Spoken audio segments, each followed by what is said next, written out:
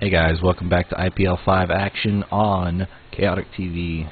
I am KO, bringing you more and more awesome games. We have a ZVT for you today in the bottom right of Ohana. In game 1 of this best of 3 series, we have the blue Zerg playing for Team FXO, the Leenock.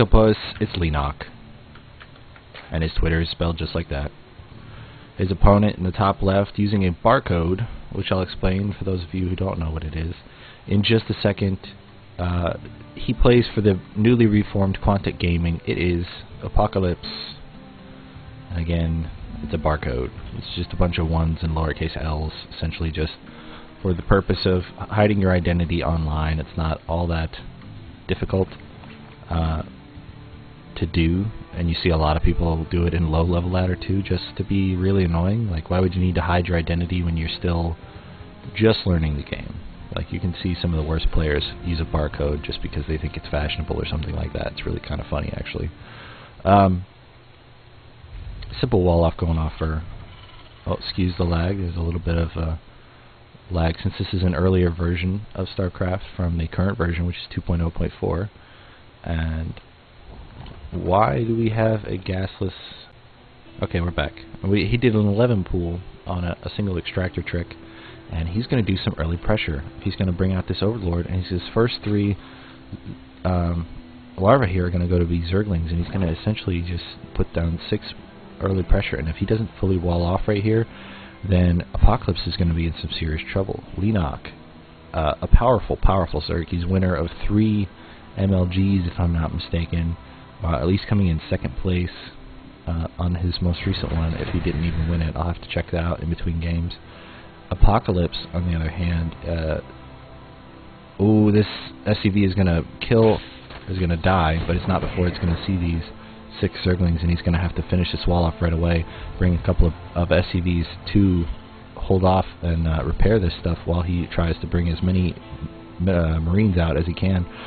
Leenock is continuing with his push, still reinforcing with a number of Zerglings. He's now going into an expansion behind this, which is very, very smart of him. If he threw a whole lot of Zerglings at that without any kind of backup, then there would be an issue.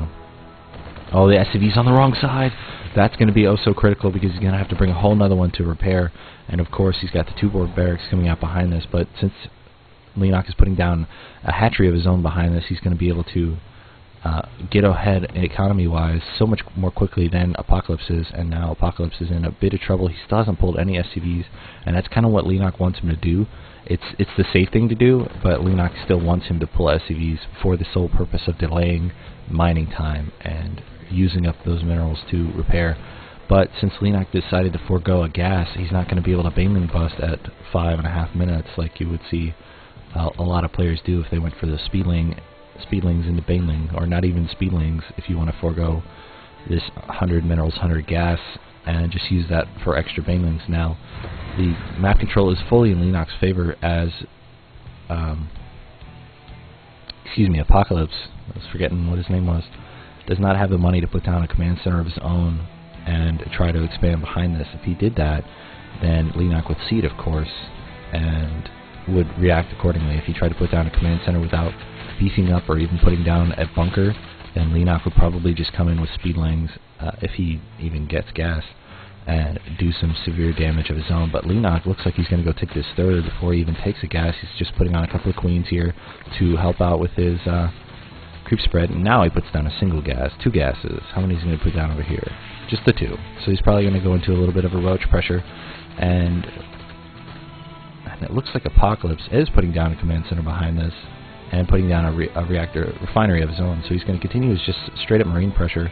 He's going to try to pressure this into Leenock right now. We're going to look at the counts, and he might be able to pick off his queen right away, but not before these lings come in. They are still slow lings, so it's going to be a bit of an issue. If he does some decent target firing, Leenock's going to be able to pick off a Marine here or there. You can just see their health bars are still pretty full. He's waiting for a couple more lings before he runs in there with the slow lings, because slow lings die to 9 Marines very, very quickly, especially if he's able to get them into this corner or something like that. Even with the creep tumor there, it's not going to stop them from walking over it.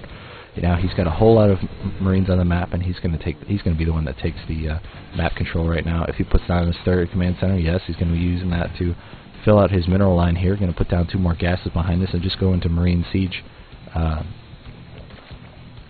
setup, and these rocks are going to stay there until Leenock feels safe enough to take his 3rd base.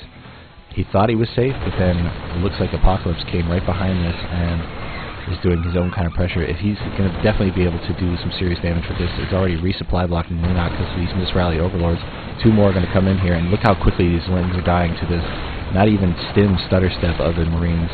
Now Leenock is so close to being supply capped, and look how quickly these lings die, and it's killing off the queens. It's going to be all of the production of Leenock dies when these drones die, and that's going to be the end of it. It's a great retaliation by Apocalypse. He takes game 1 against FXO's Leenock in the first game of this best of 3 series on Chaotic TV from Winners Round 1 of IPL5. We're going to bring you game 2 in just a second, folks.